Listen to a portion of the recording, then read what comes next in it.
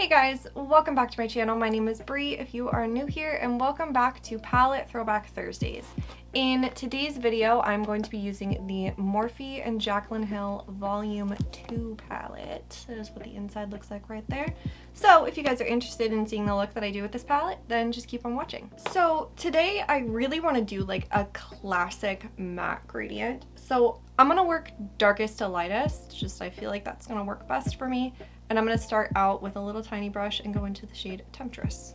I'm not going to lay down a ton of the black because I can always go back and add in more, but I cannot take away the black, you know? Alright, next up I'm going to take another little small brush and I'm going to go into the shade Crazy and start using that to kind of work out the black a little bit. So when I'm doing these kind of like matte ombres, just like gradients of colors, I like to just work like darkest to lightest and just go across the lid, and then at the end I'll take a blending brush and I'll work on, you know, kind of transitioning out the top just a little bit. Next up I'm going to take another small brush and I'm going to go into the shade Dance Party and work that next to Crazy. And if you didn't want this to be as deep of a look, say maybe you wanted it, you know, same style, same colors, but just a little bit lighter, just move everything over and just omit the black. So start with Crazy and then go into Dance Party. And you could just have a slightly brighter inner eye with the last color that I'm going to use, or you could go in with like a bone colored shadow or something like that and just do like a really bright under eye. Next up, slightly larger brush, and I'm going to go into the shade My Man and place that next to Dance Party. I really am using almost every single one of my favorite shades in this palette.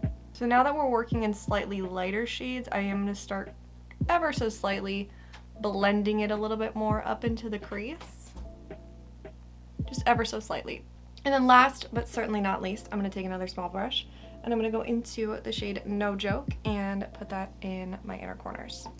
So with these kind of color gradients, I also like to start out by really packing it onto the lid and then work on kind of diffusing it out into the color next to it, and, you know, also into wherever else I need to go. Okay, now how you can see that this yellow went over a little bit too far.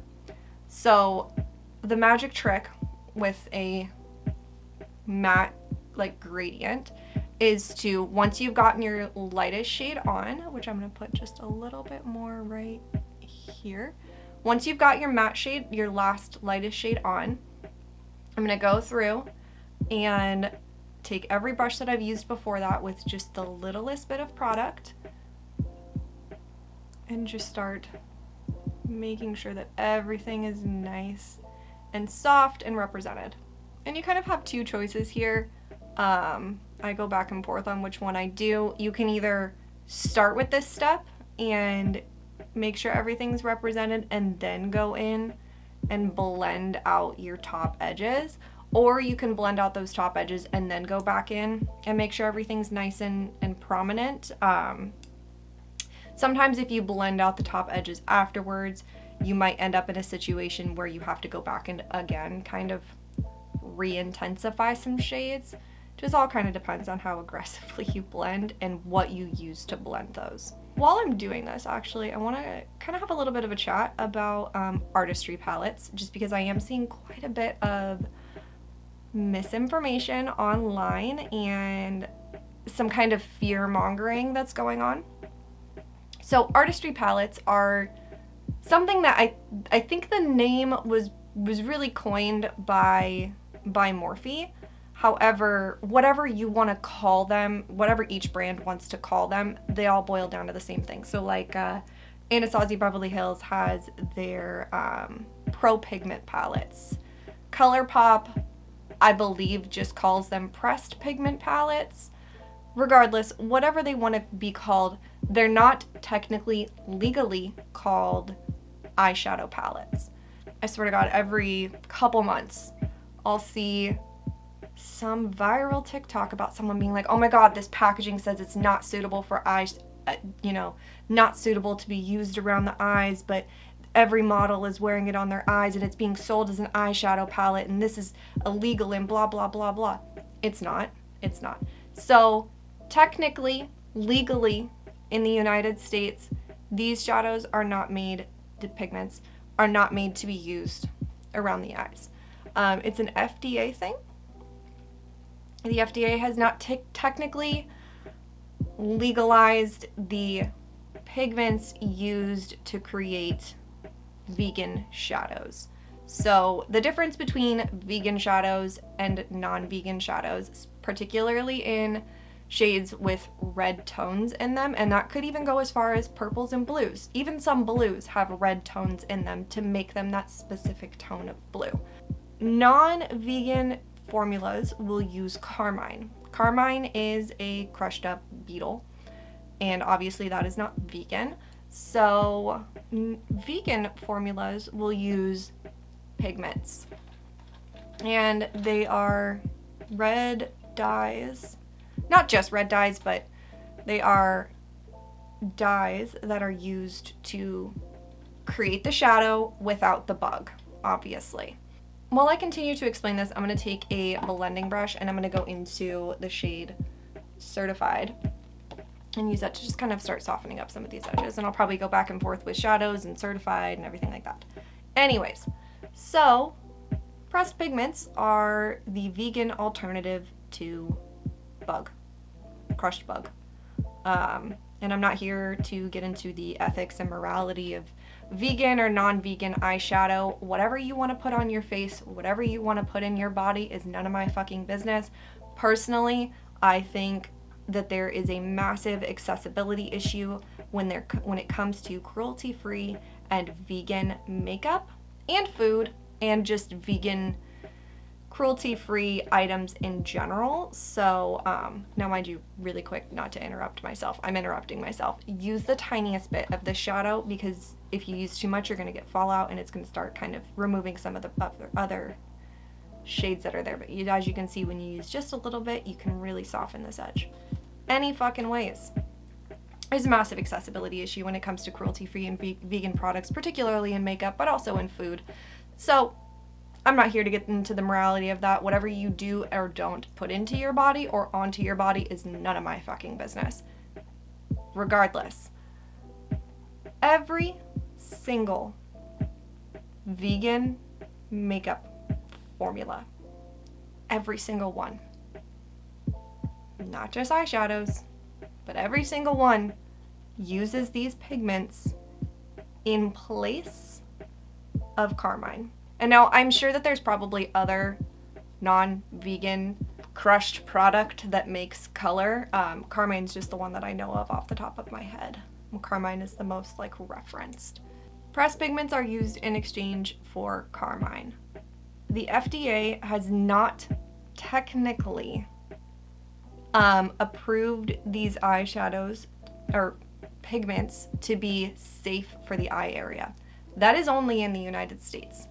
In the UK and every other country, I need a smaller mirror, and every other country that produces and sells cosmetics, these pigments are legal and safe. And basically, let's use Europe for example, because Europe is, I know the most about their cosmetic laws and stuff like that. The Europe's version of the FDA, and I'm saying Europe as a whole, I know that's a whole country, and I'm probably supposed to be talking about the UK, but I don't know specifics like that. I'm just an uneducated American. Europe's version of the FDA is far more strict than America's. Way more strict, way more thorough, way more involved, I would say. And they've already approved these eyeshadows. These pigments, I should say. The European FDA, I don't know what they're called. I'm just going to call them the European FDA. Have no issues with these pressed pigments or the dyes used to create said pressed pigments. However, in the United States, the FDA has either just not bothered to actually put in the time and the effort to legalize it, approve it, whatever, or I don't know. That's what I would assume, is that honestly the FDA in America just isn't fucking bothering to approve it. But these pigments are safe. Now, obviously, if you have an allergic reaction, that is different. But just because you had an allergic reaction to something does not mean that it is not safe for mass public use. Plenty of people have peanut allergies. And while, yes, we restrict places that peanuts can be because peanut allergies can be so deadly, peanut butter, peanut product is still sold and still consumed by the masses. So there are some people who are currently trying to put together a class action lawsuit against Morphe. And I think that they've named some other random products from other brands in there as well, stating that they had a reaction to the product. Again, it sounds to me like at most they had an allergic reaction. At least they had some staining. Staining is super common with these products. I will 100% be stained by this makeup look. The ways that I combat it is by using an eyeshadow primer, which kind of creates a little bit of a barrier. I always double cleanse at night. In fact, technically, when I'm wearing a product that stains, I will actually triple cleanse. So I will use an oil-based makeup remover, I'll wash my face, and then I'll actually go in with a micellar water, an oil-based micellar water, like the blue Garnier micellar water, after. And it will get off 95% of it. And whatever is left over on staining, if it's still there the next day, I just use a slightly higher coverage concealer or slightly higher coverage eyeshadow primer, and the staining never lasts more than 24 hours. It's not like, it's fine. Pressed pigment products are completely safe. Again, if you've had a reaction, then discontinue use, but that's with everything and not just makeup. Like if you have a reaction to a food, if you have a reaction to a skincare item, if you have a reaction to a laundry detergent, you discontinue use, right? Like that's normal. That's absolutely fucking normal. Pressed pigments overall are safe to use. The most that they do is cause staining. They're fine. I cannot speak to the claims that Morphe in particular were using lower quality pressed pigments. I don't fucking know the what's the word I'm looking for? I don't know like how true or not true that is. In my personal opinion, the Morphe products that I have used have always been fine. They've always, at least, you know, the Morphe is very hit or miss. They have some shadows that are really, really good quality, and they have some shadows that are just absolutely fucking shit. The shadows that I have used that are good quality, like in this palette, I have never noticed them to be worse, like the pigments to cause more issue than another palette. But basically where I'm going with this is people like to, and don't get me, like I need to preface this by saying I have no monetary gain with Morphe. A lot of their business practices I strongly disagree with. I have 2 Morphe palettes total. I love this palette for the colors, and then there's one other one that I really love for the colors, and that's it. I have never ridden really, really hard for Morphe, but I also never like had it out for them kind of thing. So, but that's the thing, is there's a lot of people out there who have it out for Morphe in particular based on their business practices. And rather than going after them for the way that they handled their business practices, they like to go after them for things that you can't sue one brand for using not eye safe, not FDA approved eyeshadows when every vegan formula is the same fucking pigments. That's my point. And also, I find it kind of ironic that the people who are, I don't want to say the people that are going after, because I don't know the people, I've not researched them or looked into them or anything like that. But there's a lot of people out in the world that will be like, oh my God, these shadows say that they're not suitable for eye use. The FDA hasn't approved them. Well, they'll turn around and they'll fucking eat their sugar bear gummies or their their sugar bear hair gummies, or any vitamin. There is no vitamin that is FDA approved. So pick a fucking side. Either you only want to consume and put on your body things that are FDA approved, or you want to eat your fucking vitamins. And obviously, if a doctor tells you to eat your vitamins, eat your vitamins. But like, vitamins are not FDA approved. Vitamins are not regulated. They are not. There's nothing regulated about them. So like, pick a fucking side. You know what I'm saying? I just really dislike the misinformation that constantly gets spread about pressed pigment palettes. I have never, in all of my time doing makeup, ever seen a pressed pigment palette that did not explicitly state which shades are pressed pigments and technically have the asterisk that they are not suitable for eye use. Use at your own risk. You would not be aware of this quote unquote risk if you were in the UK, if you know what I'm saying. So I'm gonna get off my fucking soapbox and I'm gonna stop ranting. I'm gonna go put on my base and I will be right back. And then for cream bronzer, I'm gonna use the NARS Laguna 2 cream bronzer. I'm gonna talk about this more in an upcoming video. And by upcoming, I mean like a couple months from now. Yes, I plan my videos out far in advance, but I have no clean brushes. So I started using these to apply my cream products, and well, wow. I originally had bought them to use for applying powder, but I've come to find that I do prefer a brush for powder, but this applies cream products so nicely. I did pick up a smidge too much, but that's fine. Like, I'll still use brushes to apply my cream products just because I have so many brushes that I have dedicated to cream products, but I'm a real big fan of this. I just think it blends everything so nicely. For cream blush, I'm going to use the Milani Cheek Kiss in the shade Coral Crush. And I'm still going to use the same thing. I'm just going to turn it around so I have the pointed side with nothing on it. Also, not to mention the fact that these are so much easier to wash than brushes, because I'll literally just take all of them and toss them into like a little like zip, like lingerie bag, a little laundry bag, and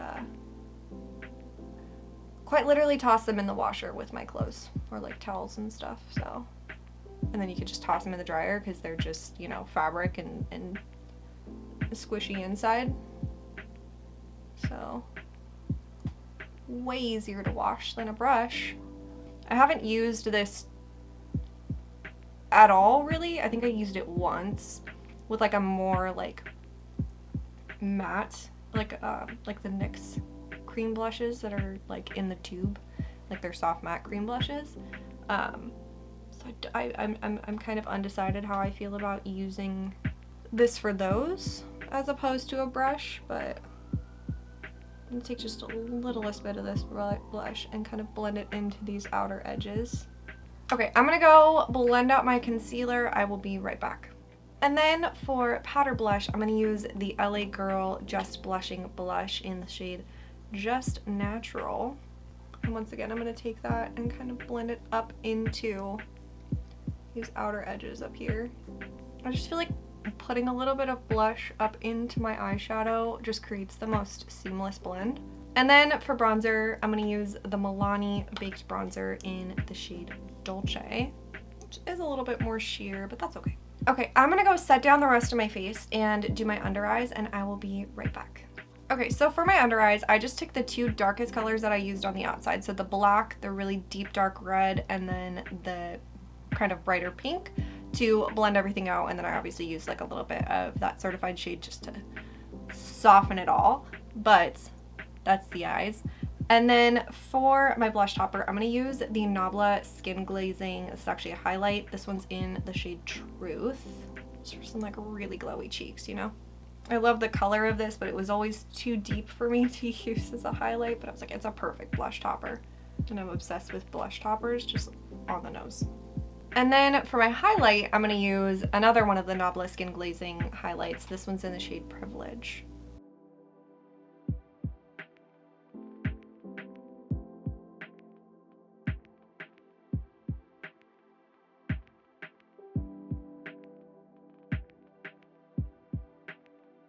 All right, I'm gonna jump off one more time, finish up the rest of my face. For my lips, I'm gonna use the Maybelline Superstay Vinyl Ink Lipstick in the shade Peachy, and I will be back to show you guys the final look. All right, so this is the final look. I love doing these like matte, colorful, like gradient eyes. I just think that they're so pretty, and I love just getting to blend a bunch of different eyeshadows together. It's a style that's been around for ever, but I just always think that it's a really, really pretty eyeshadow style. So I'm happy with the way everything turned out. I love like the peachy lips and the peachy cheeks, and just the way it all kind of comes together I think is really, really pretty. That is going to wrap up my palette Throwback Thursday using the Morphe Jaclyn Hill Volume 2 palette.